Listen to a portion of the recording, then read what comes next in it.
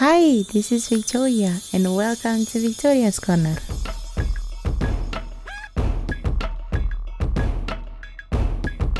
Now let's talk about this movie. Yep. Meg 2, The Trench 2023. Tayang di bioskop Indo 2 Agustus tahun ini dan berdurasi sekitar 116 menit. Bergenre action, adventure, dan science fiction. Merupakan adaptasi dari novel yang berjudul sama, The Trench, punyanya Steve Elton, dan diproduksi oleh Big Production House, Warner Bros. Pictures. Disutradarai oleh Ben Wheatley dan punya cast bintang Jason Statham, Selena Guillory, Wu Jing, Cliff Curtis, Paige Kennedy, dan Sergio Perez Mencheta. Aku udah beres nonton.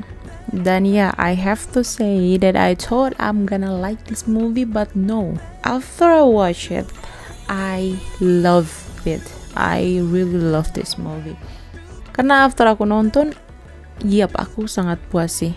Karena dia melebihi ekspektasi aku ya. Dan I'm trying my best right now to not spoil anything in first 5 minutes. So let's go.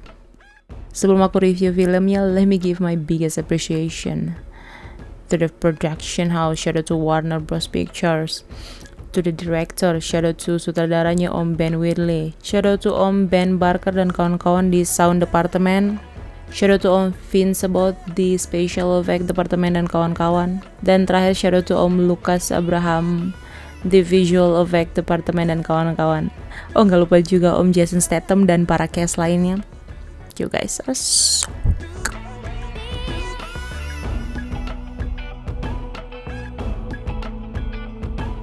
Ayo kita mulai dari hal yang aku suka dulu. It's gonna be a long list, but let's go. First, let's talk about the visual. No shit, Sherlock, it was so good. Such an upgrade.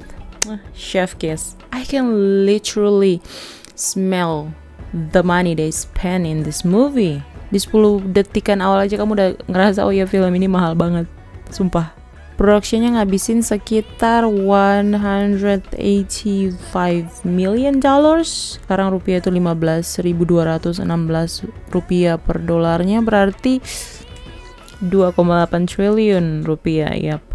Hampir 3 triliun. Kalau diingat dari The Meg 1 itu production budget tuh sekitar 1,9 ya, hampir 2 triliun. Dan tentu saja dengan tambahan 1 triliun kita mendapatkan harga yang pantas untuk visualnya. First of all, camera movement. Mengingat ini adalah film aksi dan villainnya itu bukan cuman Megalodon dan kawan-kawan, tapi ternyata mereka juga ngelawan human, manusia. Shot fight-nya itu agak memusingkan karena agak cepetan gitu. Bukan one shot, definitely. Kayak di film-film Jason Statham yang lain. But agak memusingkan mata tapi tidak terlalu mengganggu. Cukup memacu adrenalin. Second, color grading. We're gonna talk about shot matching, temperature balance, color correction. Perfect. There's no comment at all.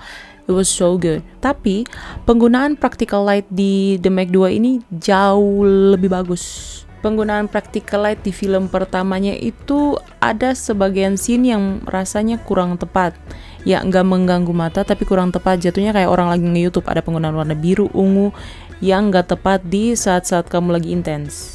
Nah, penggunaan practical light di The Meg 2 ini termaksud sangat tepat. Sutradaranya itu akan ngarahin kamu kapan kamu harus tegang, kapan kamu harus santai, dan sutradaranya mampu membangun perasaan itu cuman dari penggunaan warna orange, warna merah, warm tone. Tapi meskipun banyak penggunaan warna biru dan hijau yang sejuk, kamu nggak akan shock ketika ada warna lain masuk. Shot matchingnya sangat bagus.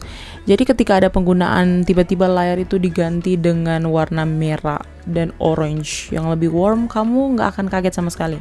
Jadi sepanjang kamu nonton itu kamu nggak akan ngerasa tiba-tiba color gradingnya berubah atau apa. Cuman gara-gara warna merah dan orange yang penuh di layar, nggak. Shot matchingnya juara. Oke, next, location. Tempat syutingnya itu the best. Porsi lautan dan daratannya sama. dan sama-sama menawan. Gimana kamu akan terpesona dengan bawah laut, ya itu pun sebaliknya kamu akan terpesona dengan tampilan pantai dan daratannya. Serius. Berikutnya, creature, hewan prasejarahnya. No shit, so good. The details. Di film pertamanya itu details Megalodonia itu udah bagus menurut aku. Tapi di sini di-upgrade. Dari tampilan ketika Megalodonia itu masuk ke layar pertama kali kamu ngelihat, kamu bisa ngebayangin nih hewan udah hidup berapa lama, dia udah ngelawan apa aja. Cuman dari details tampilan Megalodonia doang. Sebagus itu. Iya, budget mahal dipakai dengan sangat bagus. Dan masih berkaitan dengan itu, detail shot bukan cuman Megalodonia, tapi bahkan air lapisan thermal hidrogen sulfidanya. Jadi dari film pertamanya itu ketika kapal selam itu masuk menembus lapisan thermal hidrogen sulfida itu biasa aja. Cuman kamu masuk, kamu tembus, udah selesai. Di sini benar-benar lapisan awannya itu dibikin sedetail mungkin, dan ketika kapal selam masuk keluar lewat lapisannya itu, reaksi antara kapal selam dan hidrogen sulfida di dalam lapisan itu kelihatannya bagus banget, cantik banget, serius. Sedetail itu lapisan awan thermalnya, dan juga hewan-hewan bawah lautnya, ekosistem bawah lautnya, bioluminescent di mana-mana dengan details yang sangat bagus. Pantesan aja uang produksinya 3 triliun. Oke, the second, setelah visual, let's talk about the sound. The sound effect is so good, dang! Sama kayak di film pertamanya yang pas aku bilang bahwa Suin itu hampir dihancurin oleh gurita.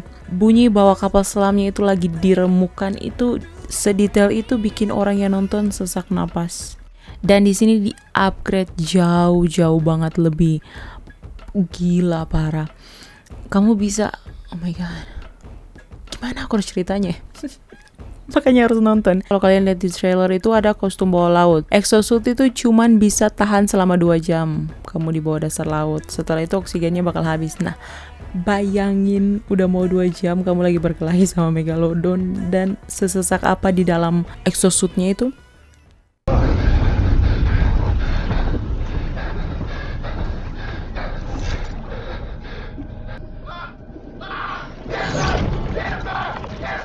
Di sini aku harus ngakuin kalau misalnya sound effect-nya parah banget, gila. Aku duduk nonton aja aku sampai sesak napas di kursi loh. Berikutnya adalah sound effect dari hewan-hewannya, creature-nya. Dinosaur, anything, the amphibi, Megalodon, gurita, gak usah ditanyain lah ya. Sangat tepat penggunaannya, gak ada yang miss. Pokoknya sound gak ada komen deh, sound effect semuanya. Shout out to Om Ben Barker dan teman-teman di sound departemen, keren banget, sumpah. Third, let's talk about the acting. Aku harus ngomongin ini gak ya? Ya bodo amat, gas. Jonas Taylor yang diperankan oleh Jason Statham. Udah pasti gak ada yang salah sama dia. Ya, film dia rata-rata film aksi, jadi actionnya gak usah ditanyain. Actingnya pas, ngeselinnya dapat, pede mampusnya dapat, humor Jason Statham, sarkas satir. Ya gimana ya? Udah main film dari 1998. Apakah aku perlu hitung karena aku suka Jason Statham? The Transporter, The Italian Job, Call of Duty, Cellular, Crank, War, Death Race, The Expendable, The Mechanic, Packer, Redemption, Fast and Furious franchise, Homefront, Wrath of the Man, Operation Fortune. Terlalu banyak deh. Masa 55 film aku sebut? But ya, gak usah tanyain aktingnya Om Jason Statham. Good. Berikutnya, Ju Ming San yang diperankan oleh Wu Jing. Anda bikin saya kesel di awal-awal. Kayak kamu itu lagi hiding something. Tapi overall kamu meranin ilmuwan, tulus, baik hati, pintar, sangat amat baik. Mulai dari acting sampai pakaian, wardrobe itu kamu bisa believable, sangat believable. Kamu bisa percaya kalau misalnya dia itu sangat pintar dan dia adalah ilmuwan. Jadi dia tipikal anak pintar yang asik dan suka exploring segala hal. Berikutnya Mei Ying yang diperankan oleh Shuya Sofia Chai. Karena kamu 15 tahun, kamu meranin anak-anak 14 tahun, jadi ya sama lah ya. Rebel-rebel, masih suka ngelawan orang tua, bikin papamu kesal, bikin ommu kesal, dan sangat tepat. Tapi sejak Suyin itu nggak ada, Mei ini digambarkan lebih jadi perekat antara papa sama omnya. Kalau nggak ada Mei, ya papa sama omnya mungkin nggak bisa kerja sama buat ngelindungin satu orang. Jadi ya, karakter Mei ini important. Berikutnya karakter lama juga selain Mei, yaitu Meg, James McRides yang masih diperankan oleh Cliff Curtis. Anda kelihatan sudah tua ya Pak. Di film pertama yang Dr. Zhang itu meninggal, Meg ini udah seperti papa bagi Manowan. Dan ternyata di film kedua ini dikembangkan dengan lebih sangat mendalami itu. Dari acting-actingnya kita bisa lihat tanggung jawab yang dia pikul, gimana dia stres ngadapin banyak orang, apalagi Jonas Taylor yang anaknya rebel, sok kuat padahal enggak, masih mau bukan karena stres Suyin meninggal. Berarti ya keren. Berikutnya ada DJ yang diperankan oleh Paige Kennedy, karakter lama juga. Ya, aku kayaknya harus sungkem sama Om Paige Kennedy. Anda memerankan karakter ini dengan sangat baik. Ini adalah salah satu karakter yang aku yakin semua orang yang udah tonton itu bakal cinta sama karakter ini. Yap, salah satu karakter yang sangat amat realistis. Kemarin di breakdown trailer itu aku sempat bilang kalau misalnya aku berharap ada development karakter dari Jonas Taylor sebagai karakter utamanya. Tapi no, ternyata aku dapat development karakter dari DJ yang sangat wadaw. Perkembangan karakter yang sangat amat realistis. Karena semua orang di dunia nyata yang punya akal sehat pasti bakal ngelakuin hal yang DJ lakuin. Jadi ya ini adalah salah satu karakter yang ketika kalian selesai nonton, kalian akan sangat suka sama dia. Karena dia sangat relatable banget. Berikutnya, Driscoll yang diperankan oleh Sienna Guillory. Emang dia orang kaya, investornya. Tapi tante ngeselin ya. Tapi kita nggak usah bahas aktingnya lah. Emang apa yang kurang dari Resident Evil? Songongnya orang kayanya pas, bohong-bohongnya pas, ngeselinnya pas, pokoknya mantep. Dan yang terakhir adalah Montage yang diperankan oleh Sergio Pérez Mencheta. Meskipun background Anda tidak digulik lebih dalam, tapi Anda cukup membuat kesal dan ya saya suka sekali. Cukup memberi bumbu-bumbu yang menegangkan tapi gak terlalu juga, tapi oke lah ya, pas porsinya. Karena kalau misalnya mereka gak off screen sesuai dengan itu kayaknya aku bakal kesel. Tapi karena off screennya tepat waktu, ya udahlah ya. After all, actingnya sangat pas. 4. Let's talk about the humor. Sama kayak The Meg 1 juga. The Meg 1 itu humornya rata-rata dari Jason Statham dan Paige Kennedy. Iya, karakternya. Humornya itu humor-humor situasi atau komedi-komedi dari kalimat-kalimat dialog. Tapi cuman dikit-dikit doang untuk sekedar menenangkan situasi yang lagi intens. Biasanya gitu. Tapi di film kedua ini benar-benar semuanya itu pemakaiannya di-upgrade dan diperbanyak.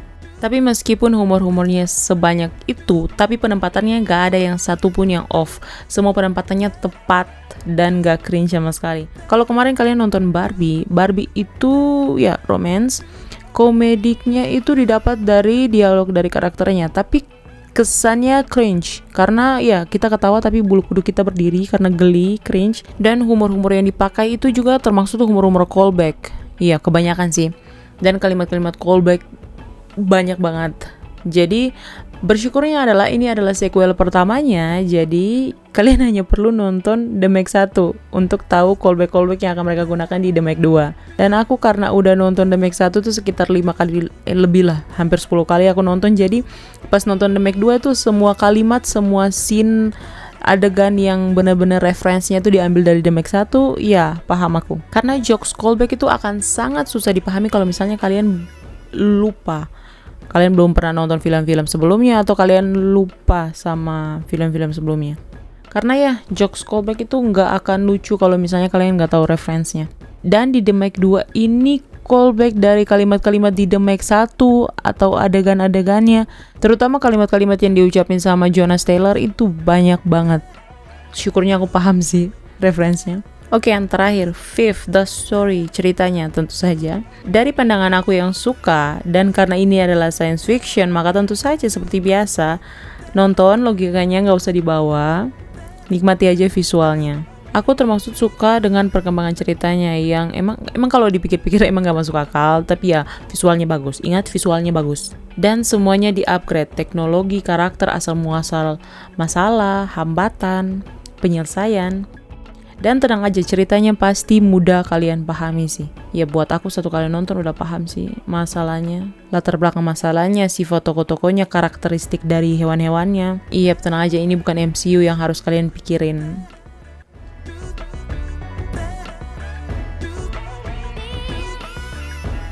Oke, lanjut ke hal yang gak aku suka. Kayaknya ada 3 deh.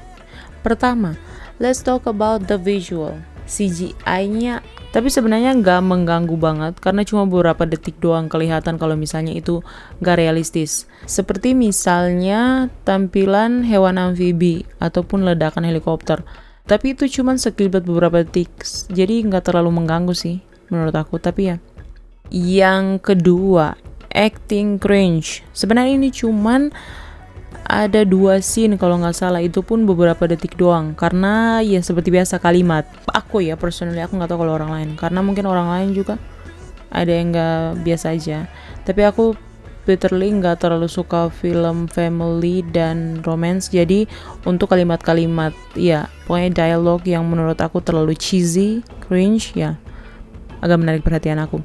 Di bagian scene Mei sama papanya itu sekelibet yang muncul, tapi kayaknya buat orang lain aman aja karena aku personally aku nggak suka cheesy, kalimat cheesy dan cringe, jadi agak keingat aja. Tapi ya finally nggak mengganggu kok. Dan yang terakhir adalah story. Kalau misalnya kalian mau nyari cerita yang bagus, nggak deh, nonton aja buat visualnya. Jadi namanya juga science fiction, emang agak beresiko. Jadi kalau misalnya filmnya mau udah dipahami, ya paling ceritanya nggak bagus atau tidak realistis. Dan sebaliknya, kalau misalnya filmnya bagus, realistis, ya biasanya susah dipahami. Kayak Interstellar-nya Christopher Nolan. Aku bahkan sampai nyari-nyari di YouTube juga penjelasannya after aku nonton untuk memperjelas doang. Bisi akunya salah menginterpretasikan filmnya. Jadi ya kalau misalnya mau nonton untuk cerita, saran aku jangan nonton buat visualnya aja. Karena ya filmnya nggak dijamin ceritanya, dan ya tentu saja logikanya juga nggak dijamin. Karena The Meg 2 ini di bagian awal film itu agak putus-putus ceritanya, melayang-melayang, nggak nyambung. Tapi pas sudah pertengahan sampai akhir udah mulai jadi satu barisan cerita yang mudah dipahami. Beda sama The Meg 1. The Meg 1 itu benar-benar literally dari awal sampai akhir itu gampang banget kalian pahami. Ya The Meg 2 ini agak kesana kesini lah. Film sequel biasanya begitu. Mau nyopot dari sini masuk, banyak yang pengen diomongin. Jadi ya biasanya gitu agak beresiko. Jadi kalau dari segi cerita, The Meg 1 itu masih lebih bisa diterima nalar. Tapi visualnya B aja, sedangkan di Meg 2 ini visualnya bagus, tapi ceritanya di bagian awal itu agak buram. Oh, dan emang judulnya adalah The Trench, tapi sebenarnya adegan di palung dasar lautnya itu cuma 50%. Kebanyakan di darat, jadi porsinya dibagi-bagi gitu. Kalau dibandingkan sama film pertamanya, itu porsi di daratnya itu kayaknya cuma 10%, gak nyampe bahkan. Beda banget sama yang sekarang. Kalau yang sekarang ini dibagi 50-50 gitu, laut sama daratan. Jadi di bagian itu doang aku agak tertipu dengan judulnya, karena aku pikir mereka bakal explore lagi tentang The Trench, palung itu. Ternyata enggak, itu cuma judul doang.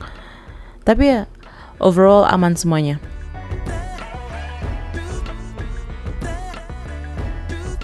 Berikutnya adalah detail-detail kecil yang aku dapat di pertama kali aku nonton film ini. Ya ini adalah spoiler buat kalian yang belum nonton. Ya mohon maaf banget, dan ini adalah referensi yang kebanyakan berkaitan sama film pertamanya, The Meg 2018. Sama dengan film pertamanya, film ini juga akan dibuka di Laut Thailand 320 km dari pesisir pantai. Tapi bukan di kapal selam, ini malah kapal kargo gitu, ilegal yang lagi buang radioaktif di lautan. Dan ya sama tentu saja dimulai dengan adegan Jason Statham, aksi-aksinya. Dan sesuai kayak di trailernya, Swin itu nggak ada. Dia diceritain meninggal 2 tahun lalu. Iya gitulah. Dan adiknya Ju Ming San itu ternyata melihara megalodon di fasilitas penelitian mereka. Namanya Haijin. Haijin itu ditemuin pas masih kecil, terluka gitu, terus dipelihara sama Ju Ming San. Dilatih dengan sonar suara, dan di trailer yang sempat ngebobol Manowan, mecahin kaca di Manowan itu ternyata bukan Hyjin, bukan peliharanya Juming. Ternyata itu adalah salah satu dari 3 megalodon yang keluar dari lapisan thermal gitu. Dan di bagian awal itu masih sama juga, mereka masih pergi ke palung yang sama dan mereka menembus thermocline, tapi dengan upgrade yang lebih bagus ya, lapisannya lebih dibikin detail. Ketika mereka keluar dari thermocline itu juga masih ada adegan yang callback juga dari The Meg 1.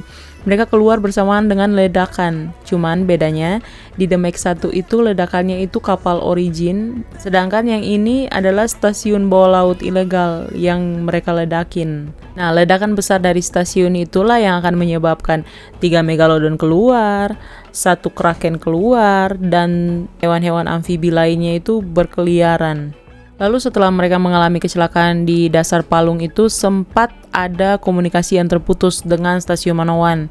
Dan yang mimpin operasi mereka adalah James McRides. Masih sama kayak film pertamanya, ada adegan ketika Meg itu manggil Jonas, persis kayak dia manggil Lori Taylor di film pertamanya, ketika komunikasi terputus dan pup, sunyi. Lori, come in. Walt, can you hear me? Toshi?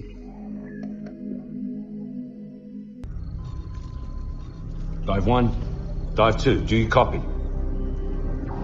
Dive 1, dive 2, do you copy? Itu keren banget. Kalau misalnya kalian ingat film pertamanya, kalian bakal langsung, oh persis banget kayak The Meg 1. Literally callback. Lalu callback juga dengan kata-katanya Jason Statham di film pertamanya ketika dia mau mutusin sambungan dengan Meg, dia ngomong see you on the other side. Persis adegannya kayak yang di The Meg 2 ini. Dia juga mau bukan mutusin komunikasi, mereka nggak bisa berkomunikasi sepanjang mereka lagi berjalan kaki dengan exosuit mereka itu ke stasiun bawah laut. Call you from the other side. Talk to you on the other side. Lalu ada adegan callback buat Suyin ketika ada scene di mana Juming San itu hampir ngorbanin dirinya buat Mei-Ying, Jonas Taylor, dan Rigas. Di situ Jonas Taylor bilang just a little bit. Itu callback buat Suyin. If I get eaten, you're gonna feel really bad.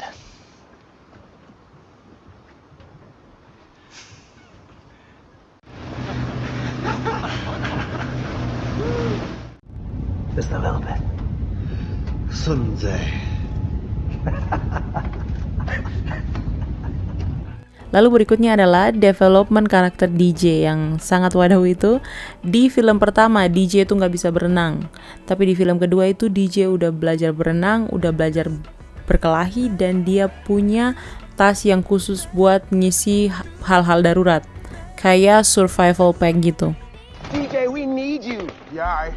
Bet. But I ain't stupid. I trained up, I learned how to fight, I learned how to swim, and I will never go anywhere without my survival pack. Survival pack. Yeah. Isinya adalah hal-hal yang dia perluin seperti teaser, pepper spray, bahkan handgun, 50 calibers DJ, Anda wadaw. Dan lokasinya itu ternyata bukan di Sanya Bay, China, tapi di Thailand, lebih tepatnya di Phuket, Thailand. Mereka bilangnya itu Fun Island.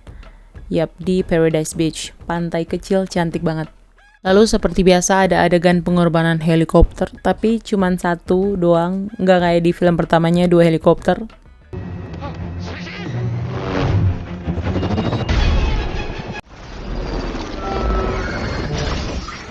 Lalu dari 3 hiu itu 2-nya dikalahin sama Jonas, tapi 1-nya itu tentu saja seperti biasa, sesuai dugaan saya harus berantem sama si Kraken, gurita besar itu. Ya emang kalau misalnya nggak ada yang berantem sama dia, siapa yang mau ngelawan Kraken itu?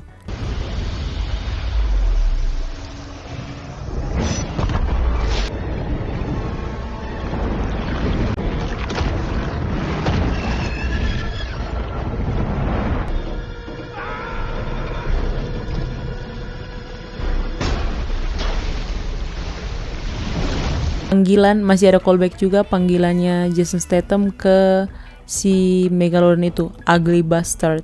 Ya, masih sama.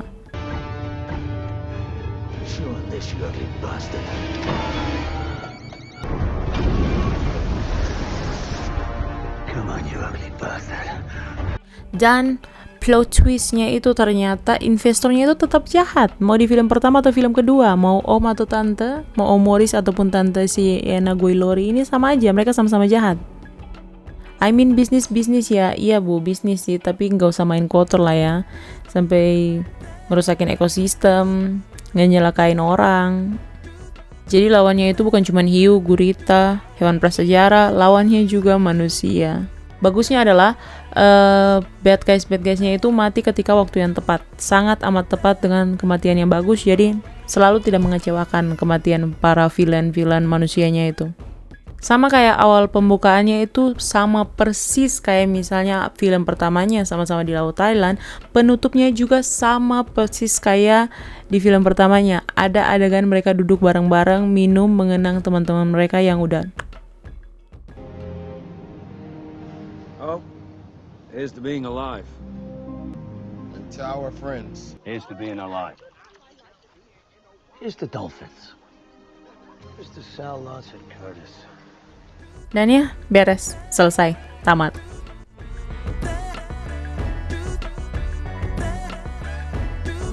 Secara keseluruhan film ini bakal ngasih cinema experience yang keren banget buat kalian, gak bohong, sumpah.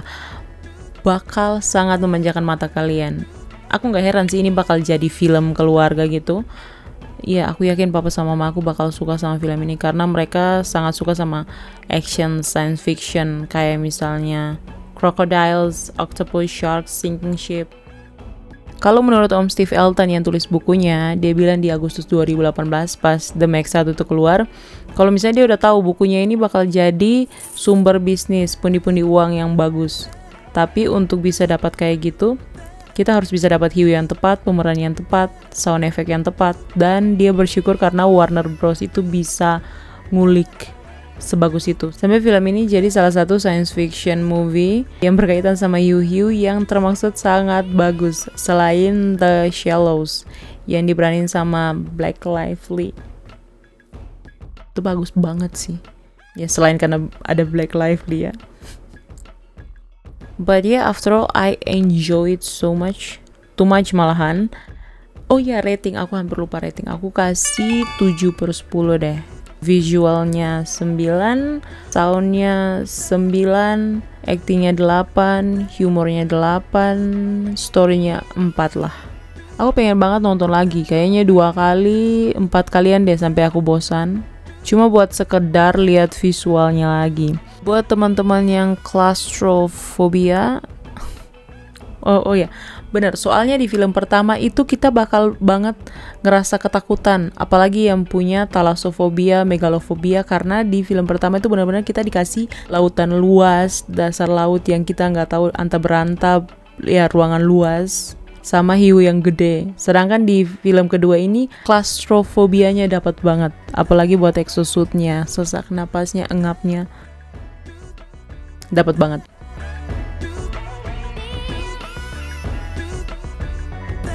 Dan ya, next aku harus ngebahas trailer The Nun 2 karena bulan September ini jadwal nonton aku itu adalah nonton The Nun 2. Pas kemarin aku nonton pertama trailernya sih serem ya. Sangat menyeramkan, gak usah Conjuring Universe gak usah dipertanyakan lah ya soal keseraman dari Falak. Ya sangat amat mengganggu. Tapi ya aku bakal breakdown lagi mungkin detailsnya.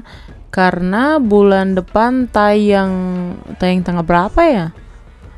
14-an, 15-an? Ya sekitar gitu, pertengahan bulan, The Nun 2.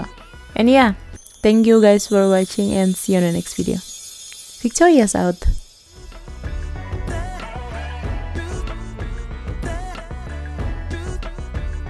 Said a twinkle, twinkle, little star.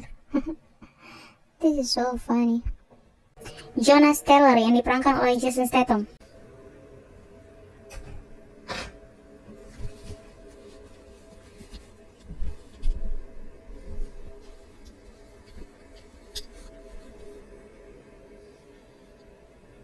Oke.